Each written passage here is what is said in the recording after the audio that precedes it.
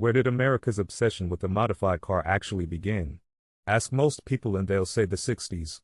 Cruising strips lit up in neon, muscle cars growling at stoplights, teenagers with slick back hair leaning against chrome bumpers.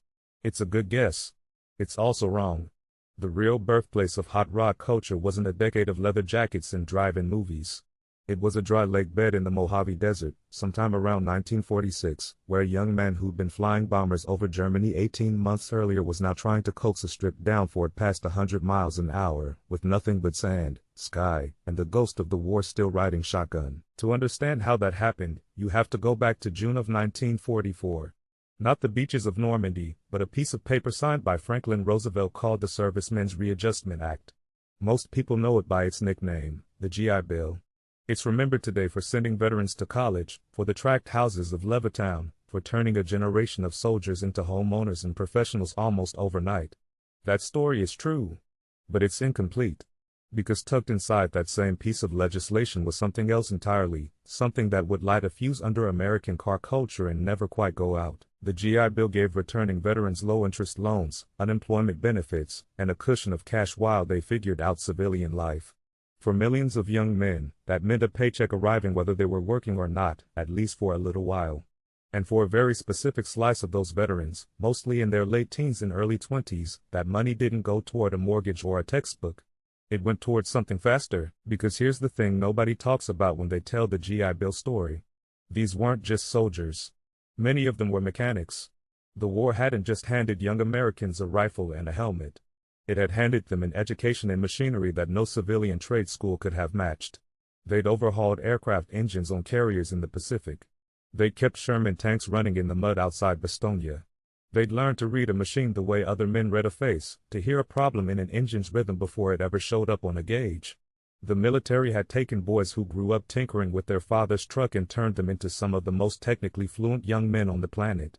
And then, in 1945 and 1946, it sent them home with nowhere to point that skill. Add one more ingredient. These were young men who had spent years living with genuine, constant danger, and then had that danger switched off overnight. 1 month you're flying missions where a quarter of your friends don't come home. The next month you're back in Los Angeles or Long Beach or Pasadena, and the most dangerous thing in your day is deciding what to have for dinner. That's not an easy adjustment. Psychologists would later have a name for what a lot of these men were chasing. At the time, nobody needed a name for it. They just knew they missed the speed. They missed the edge. They missed the feeling of a world with real stakes in it. So picture the equation. Take a young man with mechanical skills forged under wartime pressure. Give him a small cushion of GI Bill money in his pocket. Strip away the adrenaline the war had trained into his nervous system, and leave a craving behind with nowhere to go. Now put him back in Southern California, of all places, where the weather never stops you from working outside, where surplus military parts are sitting in junkyards for pennies, and where a very particular kind of empty landscape is just a few hours' drive away.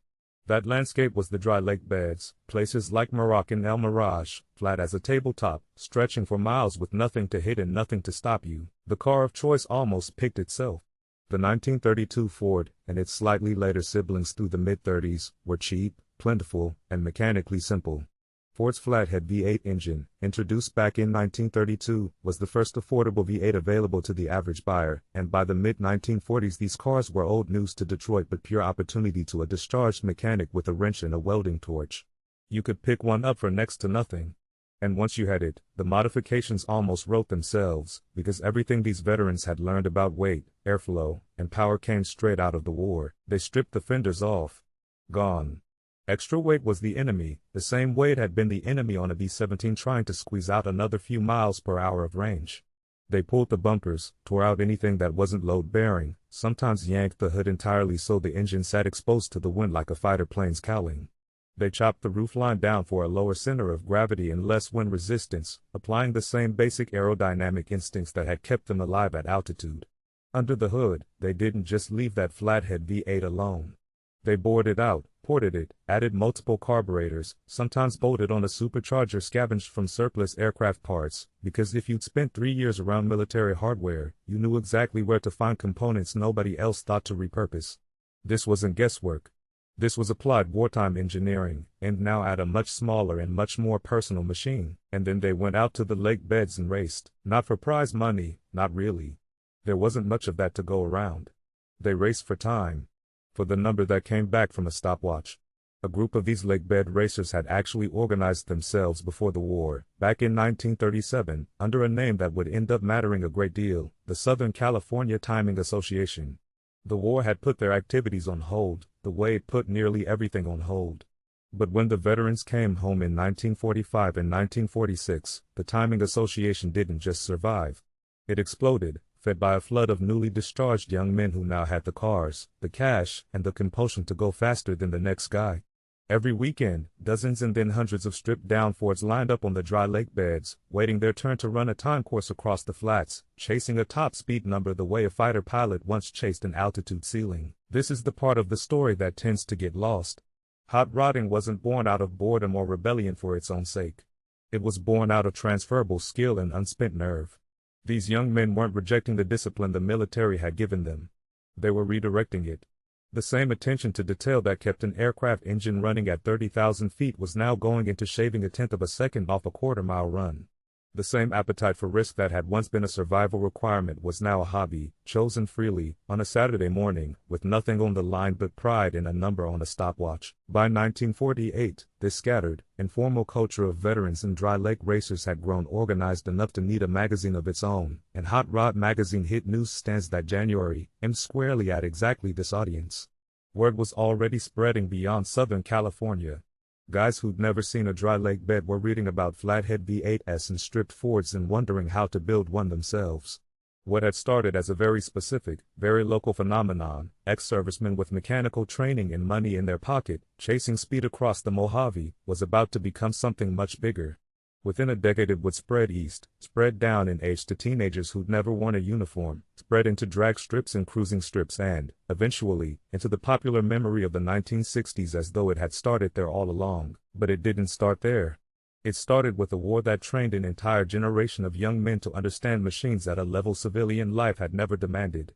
It started with a piece of legislation that was supposed to build houses and pay for college, and did both those things very well, but also quietly funded stripped-down Fords and superchargers scavenged from fighter planes. And it started on a stretch of empty desert, where the same young men who had once flown through enemy fire over Europe and the Pacific were now doing something almost startlingly ordinary and almost startlingly human. They were chasing speed for the simple, private joy of it, because after everything they'd survived, they'd earned the right to choose their own risks for once. The GI Bill didn't set out to build hot rod culture.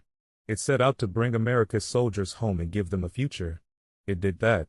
But along the way, almost by accident, it also gave a generation of veterans the money, the machines, and the muscle memory to build one of the most enduring subcultures in American history, right out on the salt and sand where nobody was watching but the men who needed to go fast.